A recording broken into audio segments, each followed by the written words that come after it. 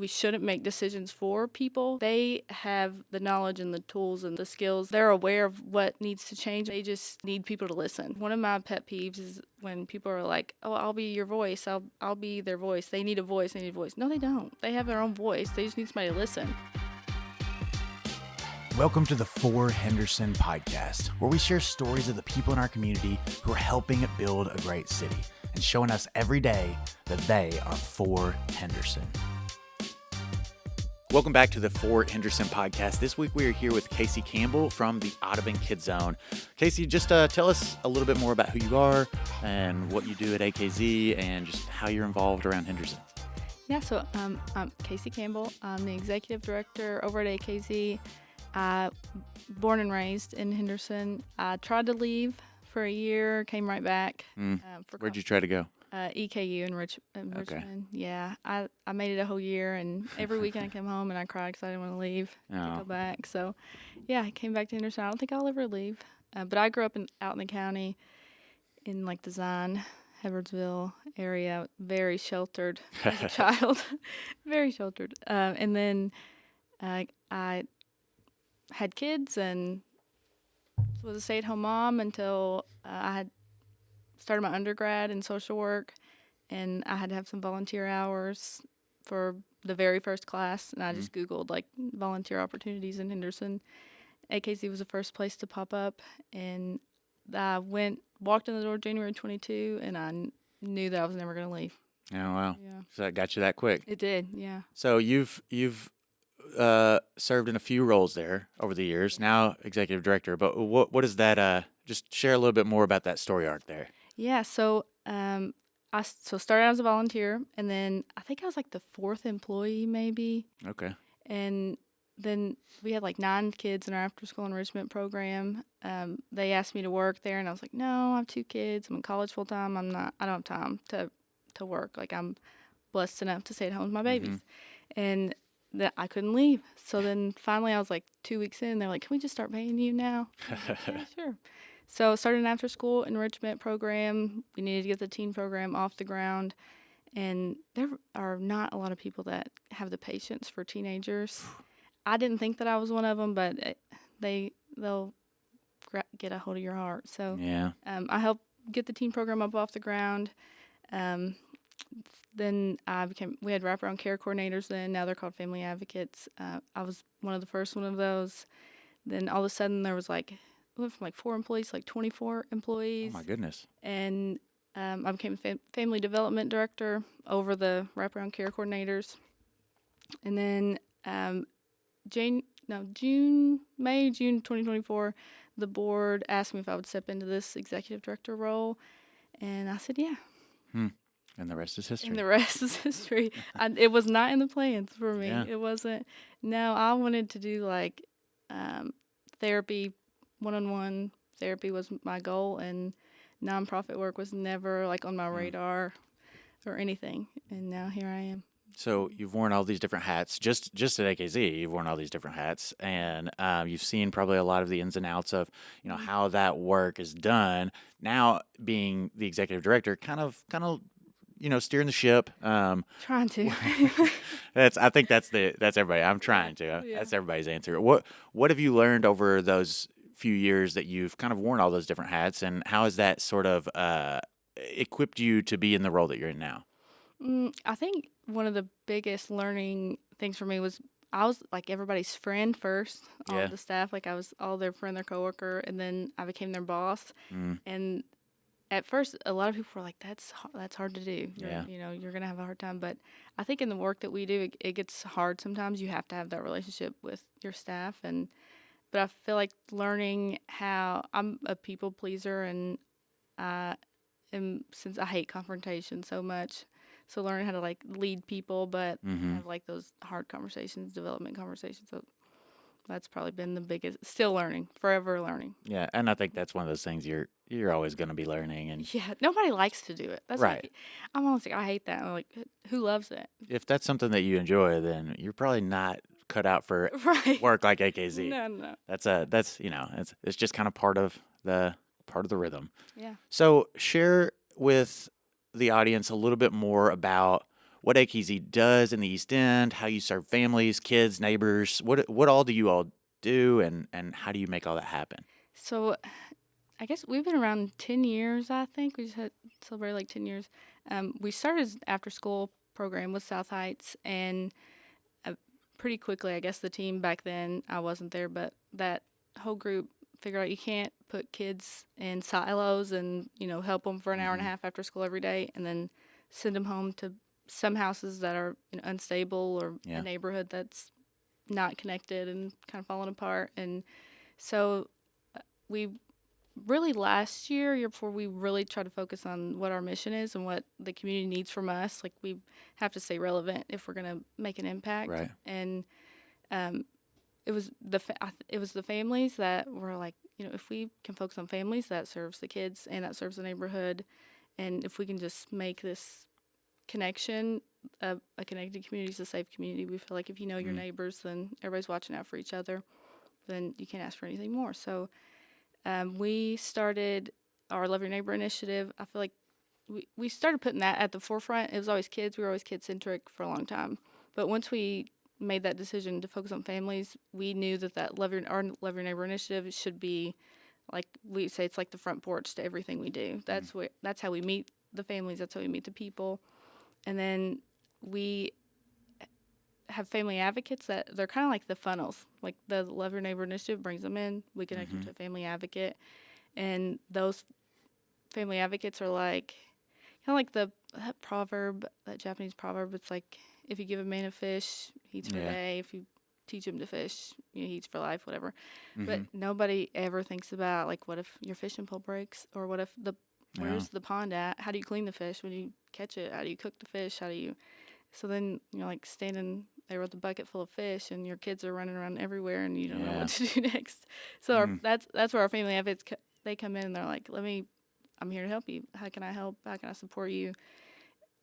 What do you need to know? What do you need to learn? And we don't know everything, so we have partners and people in our community that are generous and kind and experts in all different areas, and we bring them in to help us. And our hope is that family, that person, will take that and teach their neighbor and teach their neighbor, Mm-hmm. and then from there we've created this pipeline of programs that offer support from literally from birth to, we were cradle to career, and then we said we're cradle to career to community, because we want people to come back to the neighborhood Yeah. and teach their neighbors, revitalize their houses, and do all the things. So we have our early learning program, Strong Starts. It's about kindergarten readiness, parents learning developmental milestones. After school enrichment, we work with South Heights with getting kids like over that hump to Mm-hmm. make benchmark, whatever. We have a teen program. We have we've added so many programs last year. GAIN is like financial literacy. Okay. Well, it's kind of like the system is so big and so complex, and it's not always our friend. But Yeah. if you can figure out how the system plays a part and where you're at in your life and what maybe you should have done different, or what Mm-hmm. they messed up or whatever, then it's easier to make a path forward to like avoid that, or to help somebody else avoid it. And that's what GAIN does. It kind of figure out how the system works, how your support system works. Do you have good people or do you not? Are you connected to the right people or are you not? And then making a plan to get ahead, because GAIN is getting ahead in the getting by world. So That's cool. yeah, and then we just hired Charles. He is a mental health advocate. He does check in with Charles. It's a peer support group, and then he also does Gather and Grow. It's like everything you wish you had learned in high school that we didn't, Oh wow. like credit scores and Yeah. things. And then we're about to kick off our fatherhood initiative. I think that's all. Wow. That's all. You say that's all, like you didn't just list 50 things. I know. I think that's all. Wow, that's really cool. So a lot of that's developed in the last few years since you sort of shifted from cradle to career to career to community and started focusing on complete family units over just children. So we had Austin Maxheimer on the podcast a while back, and he shared more about kind of just the idea of the Love Your Neighborhood initiative, and so that's the model that you all are or sort of the I guess the workshop that you all are kind of working in. Is that right? Yeah. What does that look like locally here in the East End? What is your all's Love Your Neighborhood initiative right now? How's that working? Where are you all headed? Yeah, that's the good stuff. That's where Yeah. everything. My favorite part of this job is I love to run my mouth. I love to talk to people. We did a community perception survey. We have to get, Austin tells us he's been on us forever about baseline measures, Mm-hmm. like where are we starting from, where are we going. So we spent last May, our whole staff for 2 weeks. We door knocked, collected 304 surveys from people in the neighborhood, and it turned into a competition. But then after the first day, that nobody wanted me on their team because everybody's like, we got 8 surveys today, we got 7, and we got like 1 because we sat and talked to this lady on her porch forever. And that's really all our Love Your Neighborhood initiative is about, is listening to people. We shouldn't make decisions for people. Like, they have the knowledge and the tools and the skills, and they're aware of what needs to change, what needs to happen. Right. They just need people to listen. Yeah. And make the connections, and so that can happen.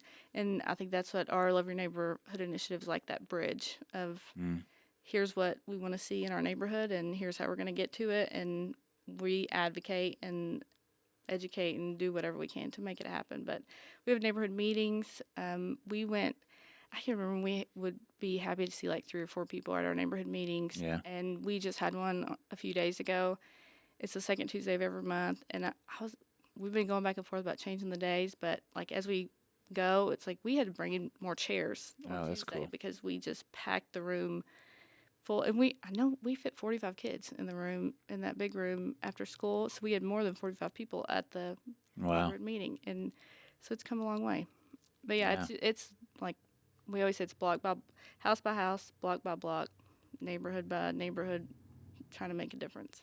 That's so cool, and I love that, house by house, block by block. Like you spent an hour talking to one lady. Yeah. But the depth of those conversations, the depth of those relationships, I feel like those really, I mean, that's where you're going to make the difference. So as you gathered, you said what, 304 surveys, hundreds of surveys from local, like East End residents. What were some of the things that stood out? What are some of those data points that you kept hearing as you kept talking to different neighbors? My dad grew up on the East End, and I still have family live on the East End. But when I told my mom and dad that we were going to door knock and do surveys, they were like, "Absolutely, no, you're not. That is no, you're not. It's not safe. It's not whatever." But the perception of the neighborhood is way different than people's perception outside the neighborhood. And when we got our results back, it's like the biggest one at the top was like 82% of the people that took the survey love living in the East End. Like, oh, wow.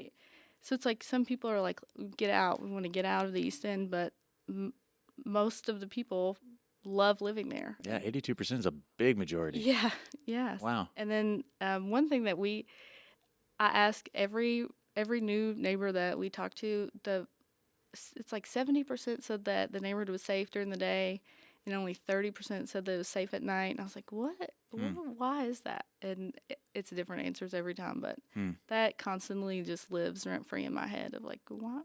Yeah. Yeah, it's weird.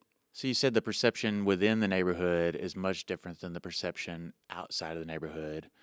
What would you tell the rest of Henderson about, you're there on the ground, you're leading a team of servant leaders who are, actively building a great neighborhood there in the East End.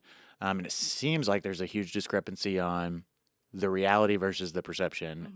What would you tell the rest of Henderson about what's the real story? What are they missing out? Well, first I would tell them to stop making assumptions. Yeah. I would ask when the last time they walked around the East End was. Mm-hmm. But I think they're missing out on the people. Like our neighbors are good. They're good people. They're good neighbors. Yeah. We have some great kids that are smart and kind and will pick up trash.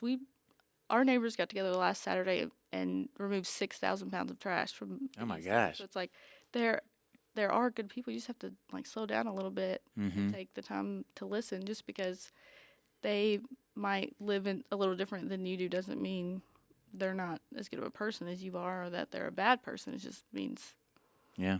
they're different. Yeah. Yeah. 6,000 pounds of trash. That's a whole lot. That's a whole lot. Which I'm glad you mentioned that. I was actually out of town that weekend, but Mhm. so periodically you all have Love Your Neighborhood days. Yeah, we have 2 Love Your Neighborhood days a year. We have a spring one and a fall one. And the first, I think last year was the first year we were a little like, I don't know if we didn't want to offend anybody, or Mhm. I don't know what it was. Or maybe we're just so comfortable now we don't care what to ask. But it made the biggest difference when, like, if somebody's sitting, I think it's an eye opener. Like, if there's a washer or dryer or a couch sitting outside, and we would knock on the door and say, "We notice this is outside. Can we take it for you?" And usually it was like an 80-year-old woman that can't pick up a love seat by herself, Right. obviously. So it's just going to sit there.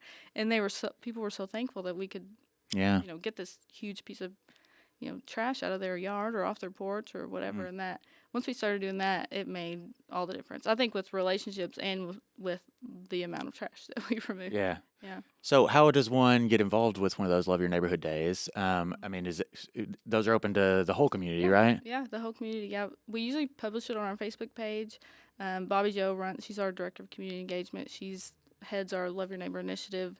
So anything volunteer wise, we walk the neighborhood and pass out flyers once a week or so, or just if it's a nice day and we're tired of being stuck inside, then we'll walk the neighborhood and to have conversations and talk. If anybody ever wants, I always say we pretty much live at AKZ, so you just stop by and see us whenever you want, or get a hold of Bobby Joe through our Facebook page, and she can connect you to being involved. That's cool. You said as you're kind of thinking, how do we shift the perception? You said you asked people, when's the last time you came and walked around the East End? Yeah. I think that's a Yeah. really great question. So technically, as far as the boundaries of what is officially considered the East End, we're not East End. And we don't live in the East End, but we are a South Heights family. Yeah. And we love taking our kids to the splash park there, Yeah. just down the street from AKZ.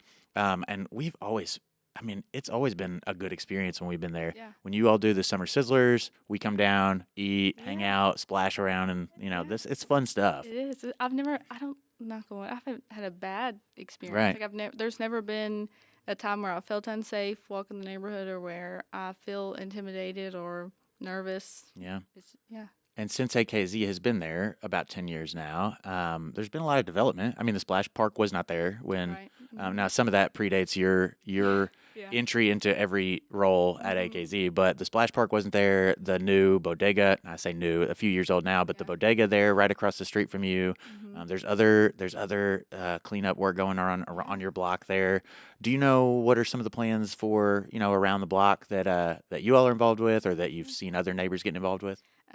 Yeah, so we're gonna build a new building. We were like Yeah. ready to go on all that, and then it turns out we have a sewer line that just cuts our property right in half. Oh So no! we have to either move it or figure out a way to build not within 10 feet on Wow. each side of it. So, but that, I mean, it's still coming. We're working with our architect to figure things out. And then our new phase one of our kind of renovation, I guess, where the old dance hall used to be. Mm-hmm. We're in the design process of putting like a sensory friendly, accessible play area park cool. kind of thing. Yeah, so that in the next few years hopefully will be all done. I know the city's really focused on that Letcher Street corridor for businesses, but I'm not sure what really their plans are. Gotcha. Yeah. Well, it's cool to see that what the outside perception has been fairly negative over the past many years. I've been in Henderson, I think 11 years now, and I'm a transplant, so I hear things about the East End. Now I've become more involved, and I see the reality behind some of those things. It's really cool though to see what you all are doing there, just in that little corridor, the block, and what other like the bodega and different things, just different opportunities to revitalize that area and make it somewhere that's not just like like functioning, but that's thriving. Thriving. That's the key. That's the word. Yeah, that it's something that's almost a destination. Like I'll drive to the East End to go bodega, and I'll drive to the East End to come see you all for whatever reason. And then if there's other things down there, you're drawing the rest of the community into the area, which is really cool. Which it used to be. Like there used to be. I have a picture in my office where it's like there used to be like a jewelry store, a dentist office. It was like you could put like a globe over top of that Letcher Street corridor and Powell Street, and that place could just function by itself. Like you wouldn't have to leave. Like a little grocery store. That's what I hope comes anyway. Yeah. You need like a grocery store and. Yeah, that'd be cool. Yeah. Yeah. So you're a year, 2 years into the Love Your Neighborhood initiative, right? Yeah. And a lot of things happening, a lot of movement happening. You said phase one of some big plans. Where do you see, or what is your hope for that area over the next 5 to 10 years? Like for the East End and for Henderson as a whole, like where do you see things going as you see those developments happening? Yeah, we always say we're here to level the playing field. Like and I know that there are good people in Henderson. We have some elected officials that have good intentions and that listen and pay attention and are making the right moves, I think. And I think our whole goal is to work ourselves out of a job where everybody's thriving. Nobody needs the help. I mean, everybody's always going to need a little help, but not as intense as we do it. Right. Where we level the playing field, and even the kids and the families and adults who think they don't have a shot at thriving have it.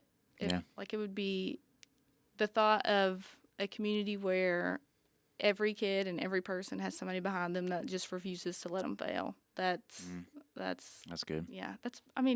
Think how powerful it is when people just show up for you. Just like you need something, people just show up. That's so powerful and so simple most of the time, to just be there to listen or to help somebody move or to whatever and get that love seat off their sidewalk. Right. Yeah. It makes a huge difference. Yeah. So I think that's my goal anyway. I mean, that's not going to happen in 5 or 10 years, but yeah, well, I mean, just incremental steps. Right. So to get to that preferred future, I'm sure there's an infinite number of ways you could go about doing that. But what do you see as being like the biggest bang for your buck? Like those small investments that have such a huge impact to going from where we are today to getting to that future that you just kind of outlined for us. Yeah. I think listening. Yeah. Listening, I think, is the biggest. That's the easiest thing to do and the biggest thing to do. Not making assumptions.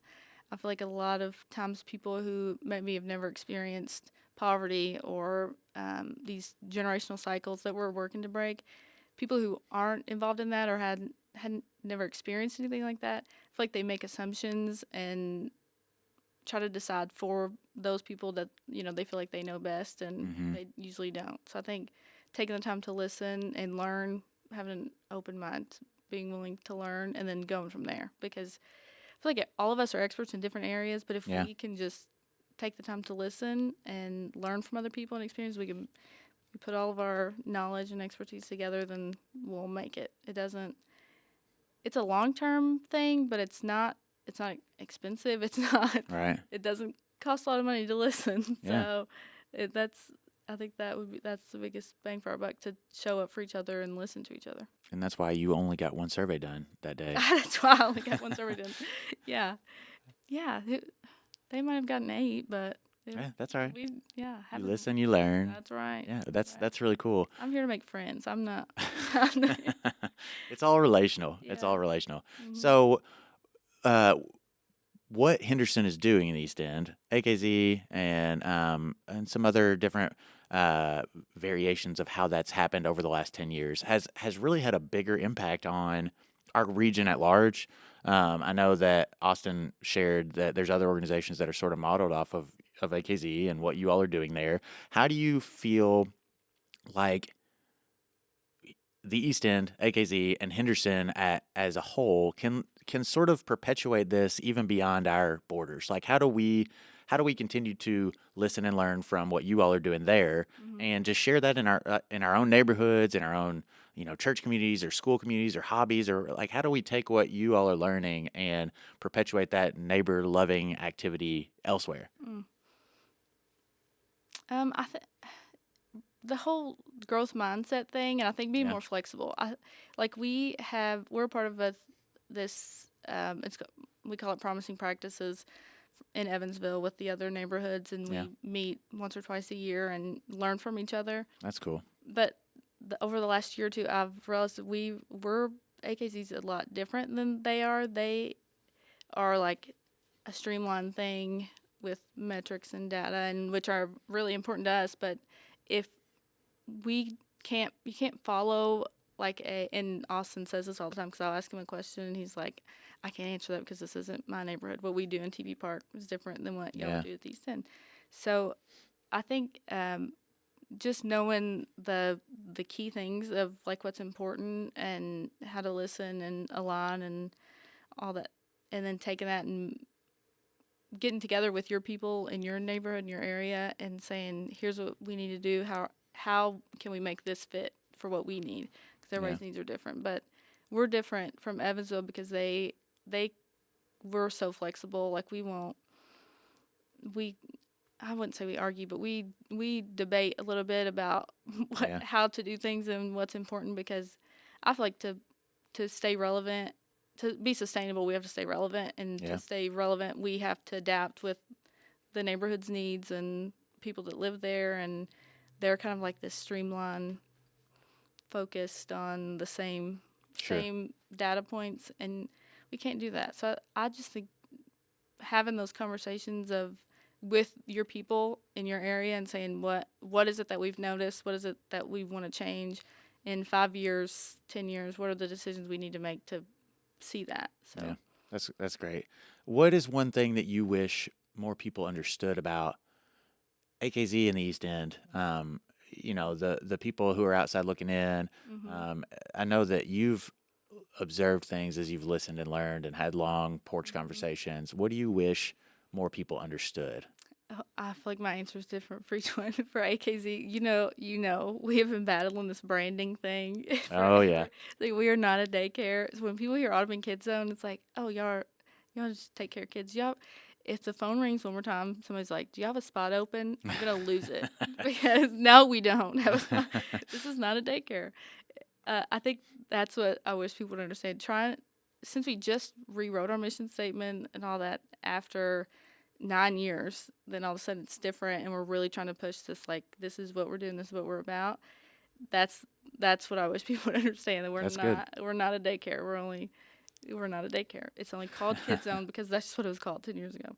Yeah. But I think about the East End, I feel like they're the perception of everything. Like this is a safe neighborhood. This is you're just, and it's not like it. One of my pet peeves is when people are like, "Oh, I'll be your voice. I'll be their voice. They need a voice. They need a voice." No, they don't. They have their own voice. They just need somebody to listen, or they don't have the confidence to say it louder so that people will listen. So I think that's our job, is to build their confidence so that they'll say it louder so people will listen, or so more people will listen and do something about it. Yeah, that's a good answer. So you said that you tried to leave Henderson for a year, failed, and I understand. And then you tried to volunteer for a few hours at AKZ because you had to check off some boxes for your education. Also failed. So this is not looking good. So now you are fully integrated into what you're doing there at AKZ. What do you think it was that first drew you back to Henderson, and then second drew you so deep into the East End, into AKZ? I think back to Henderson, I always say if my sister would have went with me, I probably would have stayed and graduated from there, but because I was at EKU living there, and then I came back and just finished online. So Gotcha. But I think family, but I feel like the whole people are so connected in Henderson, and you go to places like Richmond and Lexington and bigger places, and it's not like that. So, like, like if your tire's flat on the side of the road, you know somebody's gonna stop. Right. You're gonna know somebody in the Yeah. next 30 minutes, at least one person that you know is gonna drive by and help you out. It's not. It's just not that in Yeah. other cities. So I think that's one thing that drew me back. With AKZ, it's I don't the kids. I guess the Yeah. kids and the families. They will grab a hold of you and not let go because they're good kids. They're funny kids. They'll bully you, Oh, but yeah. they're so great. Especially the teenagers. Yeah, that's a hard group. So your education was in social work, right? Yeah, I have a bachelor's in social work, Okay. and I have a master's degree in nonprofit leadership, mission driven operations. Yeah. And it was weird. It was a God thing for sure because I started my master's degree in March of 24, thinking that this is just like keeping in the back of my mind. I knew that I wanted to get a master's, and this just made sense because that's not a very common degree around here. And then in May, the board was like, "Can you step into this role?" And it's like everything I was learning at school aligned perfectly Oh, wow. with what was going on at AKZ. And That's great. because we had to write. We didn't have any systems in place. We wrote policy and we put in, decided on metrics that mattered and all the things, and it literally like aligned. It was so crazy. So you were going to school for social work before the nonprofit leadership masters. What did you envision ending up in some sort of neighborhood work like this, or what was the career path that you envisioned before all of this kind of fell into your lap? Therapy, I think one-on-one therapy. Yeah, I just wanted to help people, support people, and I've always been told that I'm a good listener, and a lot of times people just need to listen, but then I quickly learned that I'm way too nosy to sit in a room with one person for an hour, back to back all day long when the fun stuff's going on outside and, people are in the neighborhood. So, yeah, once it's like, because we inherited this Love Your Neighbor thing from New Works, where the bodega is now. Yeah. There used to be a place called New Works, and they were the first ones to take on this Love Your Neighbor initiative. And then when we kind of took that on when they left, I was like, oh, like this is what I was supposed to do. Okay. Yeah. Wow. So were you thinking kids, teenagers, adults? Adults. Okay. I wanted to work at the VA because they are not it. They just it's not, the VA needs a lot of help, and I was like, I'm gonna go in here and flip this place upside down. And then, first of all, they would have tore me to pieces. Those veterans would have ripped me to pieces. So I'm glad that I didn't do that. And then once I got a taste of the community work and fell in love. Yeah, I fell in love. I couldn't leave.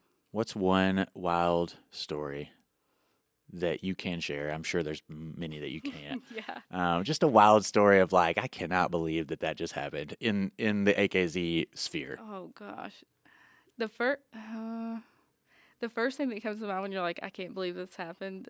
When I think of that, we used to deliver. We would put together Christmas baskets like of gifts and toys, and wrap them in food and deliver them to families. And it was like my very first time ever doing anything like this. I was like in our old van with a few staff, and we went and knocked on this door, and this lady answered the door. She didn't have any clothes on, and she was just in the middle of December, like nothing, not phased at all. Like, oh, thank you for my basket. I'll see you later. Oh boy. I was like, oh gosh. Yeah, that's the first thing that comes to mind. I can imagine that you have that you could write a book with stories. Oh, for sure. Yeah, and every time I think about like neighborhood stories that I'm like, I can't believe we're here now. Mm-hmm. One of our neighbors, one of AKC's neighbors, he doesn't live there, but he owns property very near us. And my second day, I wasn't even paid yet. I was a volunteer still, and I got out of my car in the parking lot, and he cussed me up and down about teenagers. And I was like, I don't even work here.